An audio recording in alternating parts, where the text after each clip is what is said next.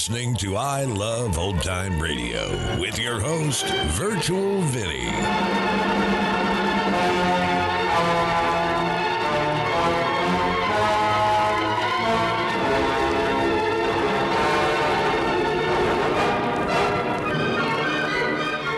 It's a new week here on I Love Old Time Radio. Welcome, Old Time Radio fans. I'm your host, Virtual Vinny. You can interact with us via social media on Facebook at I Love Old Time Radio and on Twitter at I Love OT Radio. You can send feedback to us via the contact form on our website at iloveoldtimeradio.com. If you enjoy this program, please take the time to rate and review us at review.iloveoldtimeradio.com. This episode is brought to you by the Vintage Radio Club. The Vintage Radio Club is a way for you to help support the I Love Old Time Radio podcast, and as a thank you, we do an extra podcast a week with some longer productions. This past weekend, it was the MGM Theater of the Air's presentation of Slightly Dangerous. It's a comedy about a small-town girl who becomes a long-lost heiress. If you want to hear more and help support I Love Old Time Radio, then visit vintage.iloveoldtimeradio.com. I Love Old Time Radio produces a new show every Monday through Friday, each day with a different theme. Monday's Crime Does Not Pay on The Shadow. Today's episode originally aired on June 19th, 1938, and it's called The Tomb of Terror.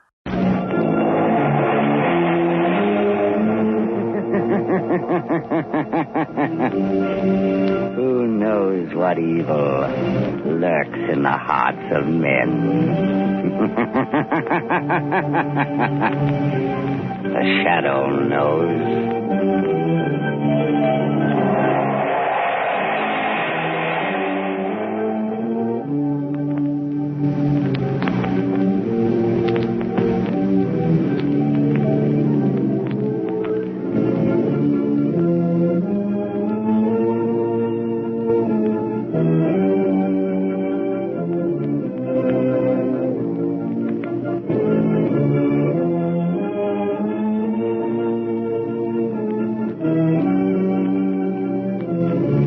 Ladies and gentlemen, in a moment, The Shadow will be on the air with a thrilling new adventure. But first, let me tell you about a new kind of tire that makes wet weather driving safer than you've ever dreamed possible. It's the new Goodrich Silvertown tire with the Lifesaver tread. Next time it rains, just notice the way your windshield wiper sweeps the water right and left to give you clear, safe vision. Well, that's how the amazing Lifesaver tread on the new Goodrich Silvertown tire performs on a wet road. It sweeps the water right and left, forces it out through the deep drainage groove, makes a dry track for the rubber to grip, gives you the quickest non-skid stops you've ever seen. And you get this life-saving skid protection plus golden ply blowout protection at no extra cost. So play safe. Equip your car with Goodrich Safety Silvertown.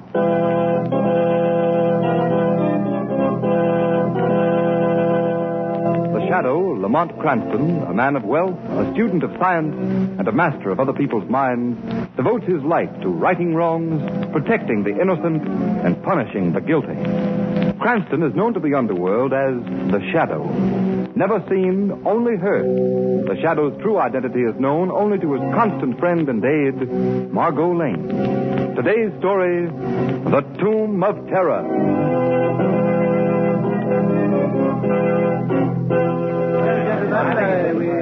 And so, gentlemen, we are gathered here on the grounds of the City Museum to pay tribute to those who have successfully brought to this country the building that stands before you. The authentic tomb of the Egyptian pharaoh, King Khufra-Tep.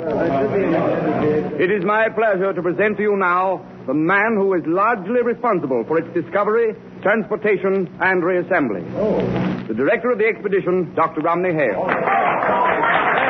Thank you. Thank you. Directors of the museum and fellow workers, I am very grateful. It has been through your cooperation that this work has been made possible. Although perhaps we owe a vote of thanks to good King Khufra-Tep himself. In spite of the legendary curse that all who gaze upon King Khufra-Tep's mummy shall die, the bulk of our job is finished. Now, Before you are admitted for the inspection, will you excuse Mr. Avery, Mr. Johnson, and myself while we make a brief check of the interior of the tomb? Harry, Jack, will you come with me? Surely, Doctor. Oh, certainly, Doctor.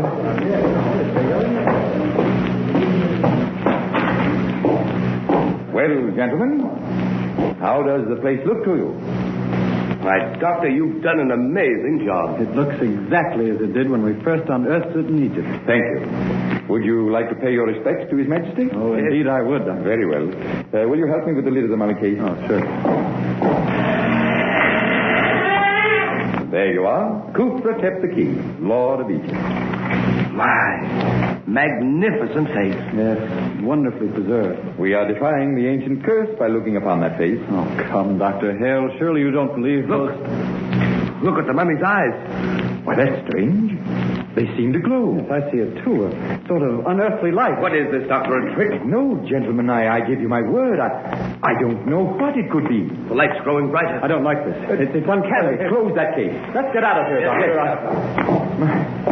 I can't understand it. If we hadn't all seen it, I would... Oh! Dr. Hale, what's the matter? Take his arm, Jack. Let's get him outside. Where did you... Oh, what's wrong? What's the matter with Dr. Hale? I don't know. He suddenly collapsed. He was... Jack, what's the matter with you?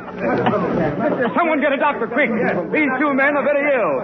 Harry, what happened in there? Well, Mr. Rafferty, I was... Harry! Catch him. He's falling. Harry.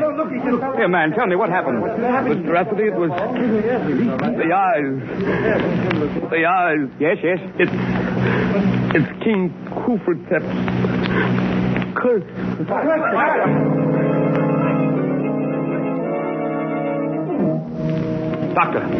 Doctor, tell me, how are they? All three of these men are dead. Hold those peasants. What do you got, Chief? A terrific yarn. Dr. Romilly Hale, the archaeologist, and two of his assistants died mysteriously an hour ago in King Khufra-Tep's tomb. Play up the curse angle and spread it for all it's worth.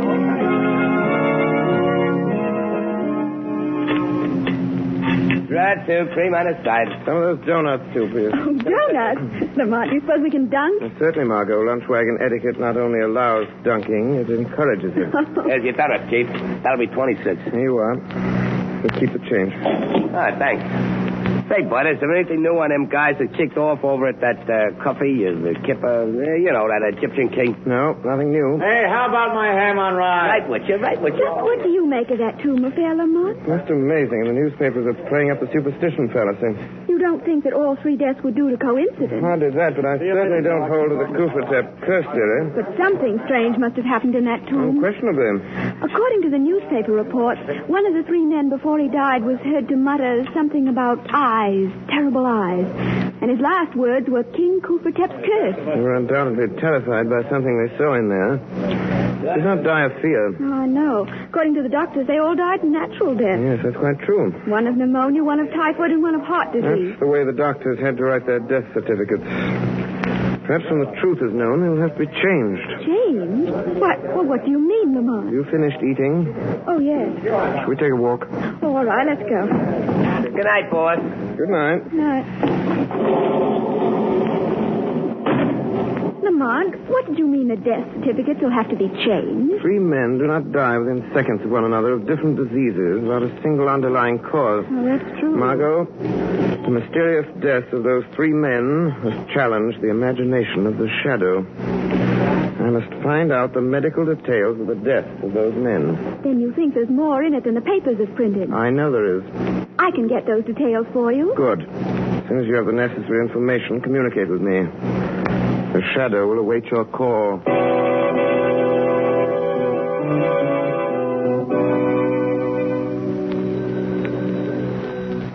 Hello. Lamont, this is Margot. Oh, yes, Margot. What did you find out? I just talked to Dr. Burley, he's in charge of the case. Yes? He said that the three men actually died, as the papers said, but there was one detail that was not printed. What is that? Well, the doctors themselves don't seem to understand it, but an examination of the victim's blood has shown in each case a complete absence of leukocytes. Leukocytes? Yeah. Those are white corpuscles. Yes. Do you realize what that means? Without white corpuscles in the blood, the human system will have nothing with which to combat disease. No wonder they died. Margot, this is the first key to the mystery. Perhaps the shadow can find the answer to the next question. within the museum walls.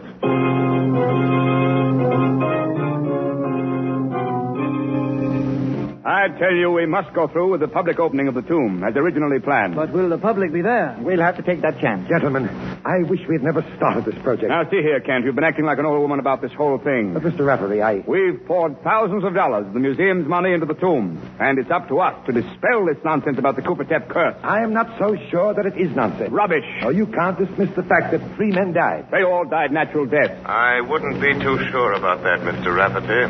Who's speaking? Who is that? I am called the Shadow. The Shadow? I've heard of you. What do you want of us? I've been investigating the deaths of your 3 colleagues. I've come to warn you that no one must be permitted within the walls of the tomb. Why do you say that? Because anyone who enters may not come out alive.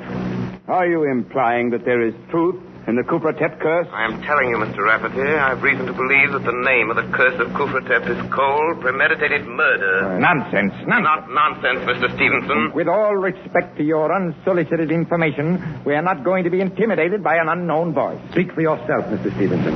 I am inclined to respect the Shadow's warning. Quiet, Kent. On what grounds, Shadow, do you base your statement? You'll have to accept what I've said on faith. I've had enough of this. Wait, Mr. Stevenson. We may learn more. No, I'm going to rid us of this hocus-pocus once and for all. Yes, what do you propose to do, Stevenson? I'm going into that tomb tonight, right now. Don't do that, Mr. Stevenson. I know what I'm doing, Shadow. Well, who'll accompany me? Don't tell me that you're all afraid. Why, no, not at all. But perhaps none of us should be too hasty. Very wisely spoken, Mr. Rafferty. Very well. Then I shall go alone. You are very foolhardy, Stevenson. We shall see. Who has the key to the tomb? I have, Mr. Stevenson, but... Now, give it to me. Mr. Rafferty, can't you persuade him to change his mind? Don't you think, Stevenson, Kent, we might... give me the key. Very well. Here you are. Thank you. Now, wait. We'll accompany you to the door of the tomb. All right. You may be going to your death, Stevenson. I'll chance that. Come along, men. Well, here we are. Have any of you changed your mind? Mr. Rafferty? No, thank you. Hawkins? I prefer to wait outside. I know there's no use asking you, Kent. Don't go in there, Mr. Steve. Something horrible waiting for you in there. Give me that flashlight. I'll find that out for myself. He's in the tomb. Nothing horrible has happened in here yet. Don't touch the mummy case. Why not? Might as well make the investigation complete. Don't, Stevenson. You mustn't. Can't any of you stop him? What can we do? I'm opening the mummy case. We've got to get him out of there. I'll go myself. Here, come back here, Ken. Stevenson! I'm looking at the mummy's face. Hey, that's strange. There's something peculiar here. Come away from that mummy, Stevenson. Kent! Stevenson! I insist that you both come out of there at once. But there's something here that I don't understand. There seems to be... Kent! It's happened!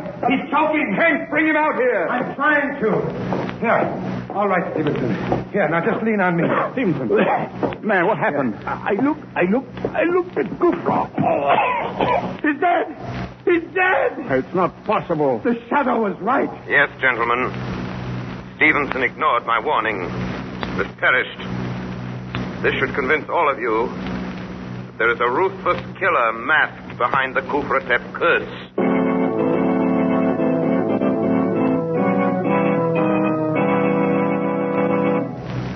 Ladies and gentlemen, one warning from the Shadow strikes fear into the hearts of his adversaries. Yes, and just one skid is enough to put the fear of wet, slippery roads into any motorist's heart. The Shadow knows.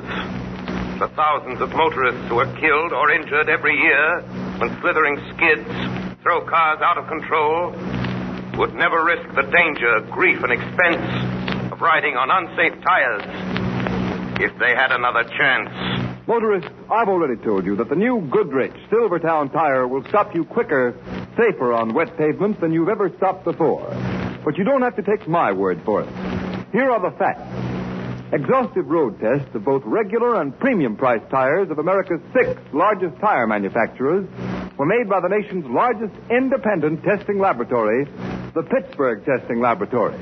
And here's what they found. The new Goodrich Silvertown with Lifesaver tread gave greater skid resistance than any other tire tested. Yes, and that included those tires listed at from 40% to 70% higher in price. the Goodrich Safety Silvertown gave more non-skid mileage than any other tire tested in its own price range. Average 19.1% more miles before the tires wore smooth. That's performance in any car owner's language. The kind of performance that spells safer, more economical driving for you.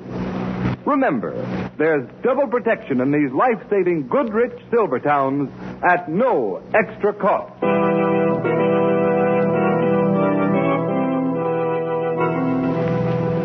Margot, what did you learn about Stevenson's death? Well, Lamont, the doctors officially called it influenza. What about the blood test? It was the same as the others. The white corpuscles had been destroyed. Just as I thought. That proves that Stevenson was murdered, too, and by the same instrument. But, Lamont, what can that instrument be? It may be a serum, poison gas, I don't know. More important than the killing device is to find the killer's motive. You found out something, Lamont? Not exactly, but I saw a man at the museum about whom I should like to know more. Who is he? Aldous Kent, an assistant curator. I'm sure that he has more knowledge of this affair than he allows himself to show. Why do you suspect him? For several reasons. His apparent concern for Stevenson's safety was a bit overdone. For a scientist, he was surprisingly naive about the Kufatep curse, and most important, in spite of his outward fear, he followed Stevenson into the tomb. I'd like to know more about that man, Margot. And that's where you can help me. Yes, Lamont, but how? By visiting Kent as a newspaper woman. Interview him about his career. Find out whether he's interested in any branch of science other than archaeology.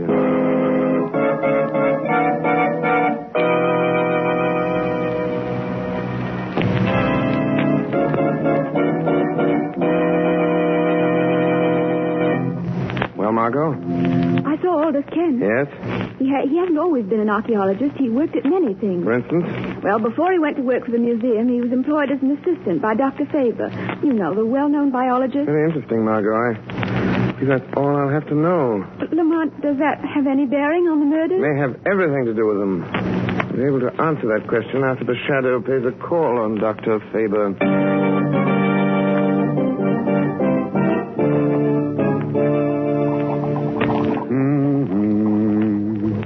Dr. Faber.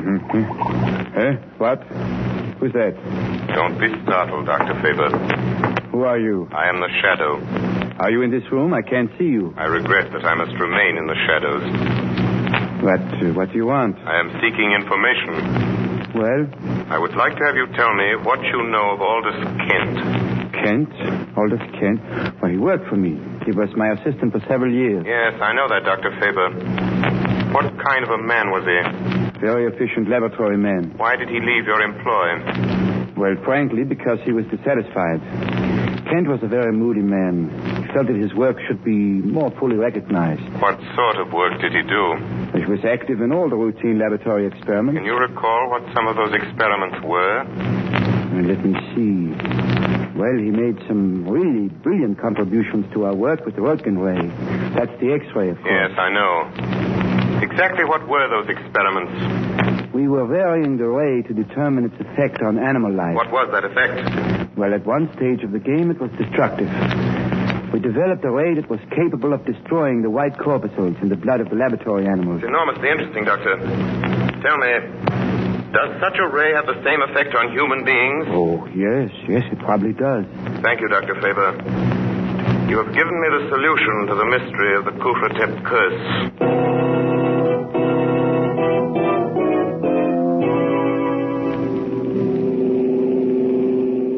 I feel certain, Margot, that the machine of death is concealed somewhere within Kufatep's tomb. But why must you go there tonight? Because I can investigate without danger of interference. There's no time to be lost. Can't you confront Kent with the information you already have? No, Kent's a clever man. He might give him time to destroy the evidence. And we could pin nothing on him. Yes, I see. If I can uncover the deadly ray and positively identify Kent with it, he can be tricked into capture. Here's the museum. We'll turn in this driveway. It's a precaution. I'll switch off the headlights. Lamont, I hate to have you going into that tomb alone. It's an eerie-looking place. Nothing will happen to me. Yes, that's what the others thought. The others weren't aware of the real danger as I am. Hand me the flashlight, Margot. Here you are. Thank you. Wait. What's that over there among the trees? Appears to be someone carrying a lantern. He's approaching the tomb. Lamont, who can it be? Wait. I think I recognize him. Yes. The old watchman. Oh. Shall you wait now until he goes? I'm not sure that he's going. He seems to be entering the tomb. Lamont, isn't it strange after all that's happened that he should dare to enter there alone? Very strange, and I'm going to find out why. Won't need this flashlight, Margot. What are you going to do? It is the shadow who will enter that tomb for a little conversation with the old watchman. Shall I wait for you? No. Take the car and return home. Stand by for the shortwave wireless. I may need your help in communicating a message of vital importance.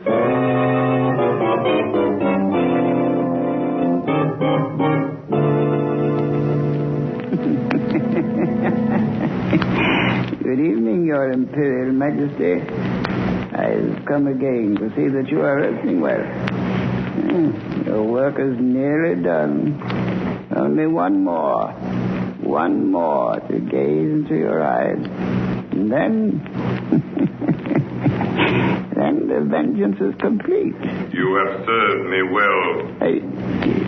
Who speaks? Who indeed would speak within the resting place of the king. Are you the... Yes. It is I, Khufratep, Pharaoh of Egypt. Oh, Your Majesty. Rise up. You need not kneel in my presence. Yes, Your Highness. Do not tremble. You have nothing to fear. You are not angry? Angry? Why should I be angry toward one who serves my interests? I have come to reward you. To reward me? Yes. But first, I must have an accounting. Well, what do you mean? You must tell me how you brought death to the defilers of my tomb by the curse which bears my name. Oh, the credit is not mine, Your Majesty. Whose then? Aldous Kent. Aldous Kent? Why should he concern himself with me? It is not your vengeance alone that he seeks, but his own as well. And mine. Kent is a great man, but no one will recognize him. They keep him slaving in the museum day after day, doing all the real work. While some others get the glory, just as they did to me. And now he's evening his score. Hale, Avery, Johnson, Stevenson, all those have paid for their stolen fame. But one more must die. Hawkins. And then Kent will achieve the position that is rightfully his. Do you know how Kent destroyed those men? Of course. I helped him, Your Majesty. Yeah, it was clever. So clever. They all scoffed at the legend of your curse, but it was really you who killed them. I killed them? Yeah, no one would dream that within your mummy there lies concealed the generator of the ray. What ray? The ray that shines from your eyes and destroys all who look upon you. Show me how this is done. It's so easy, Your Majesty. Here, hidden here in the wall is a switch. You see? It is thrown like this. Then whoever approaches the mummy case, as I'm doing, and lifts the lid, so, and gazes into your eyes, the gleam of death shines upon them.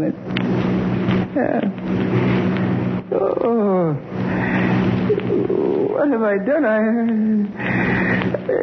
I didn't mean to look. I couldn't. Save me. Save me. I cannot save you. Your own evil knowledge has destroyed you.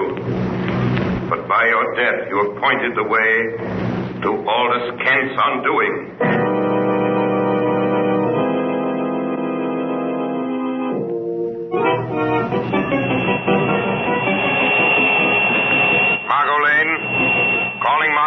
Calling Margot Lane. Communicate with Rafferty, the director of the museum, at once.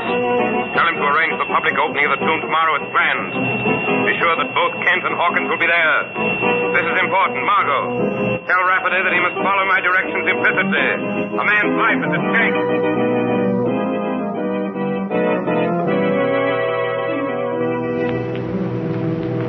Before admitting the public, I have invited you, gentlemen of the press, to gather here to dispel once and for all this nonsense about the legend of the Kufra-Tep curse. Well, just how do you propose to do that? Yes. Well, Mr. Burke, as you know, the tradition is that everyone who looks at the face of the mummy dies. Sure, I know that. I know that. Now, this is Mr. Hawkins, gentlemen.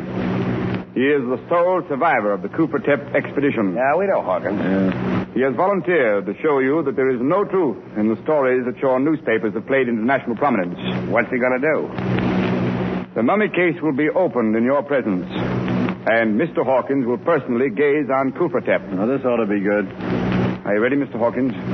Well, very well, you may proceed. Mr. Rafferty, Go ahead, Hawkins. Mr. Rafferty, I can't. I changed my mind. What? What do you know? But, Mr. Hawkins, do you realize what this means? Yes, Hawkins, you must go through with it.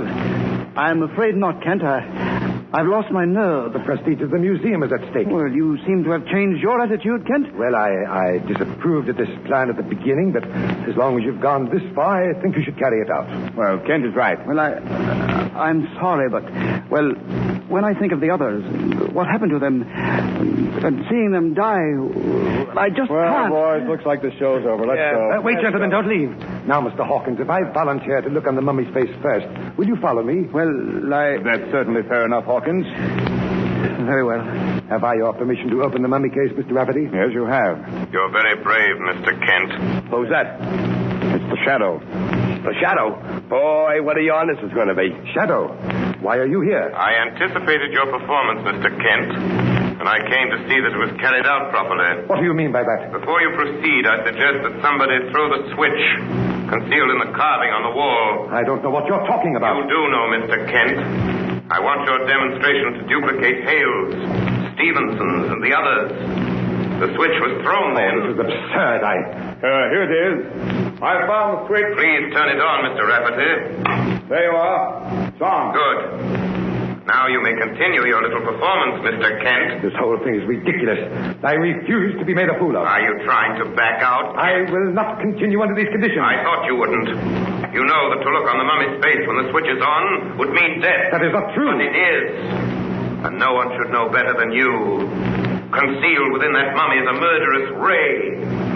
That ray is your own conception. That's a lie. There is no ray. Then why don't you look on Kufra-Tep now? Because Then you shall be forced to do so. No. Rafferty, Hawkins, be into the mummy case. Come on, Ken.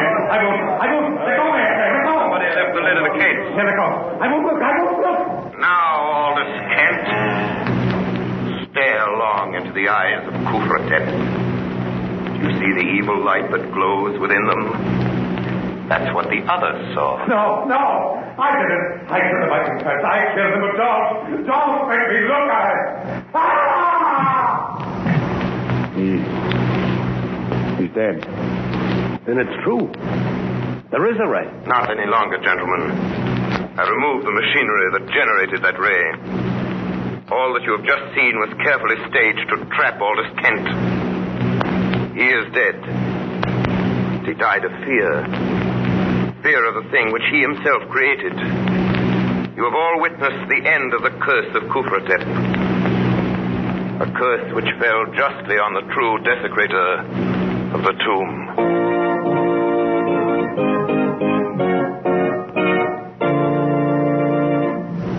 You have been listening to a dramatized version of one of the many copyrighted stories which appear in the Shadow magazine, now on sale at your local newsstand.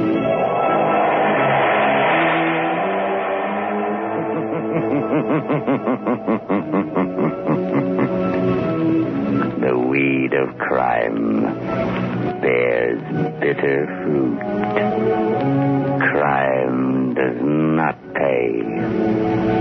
The Shadow knows.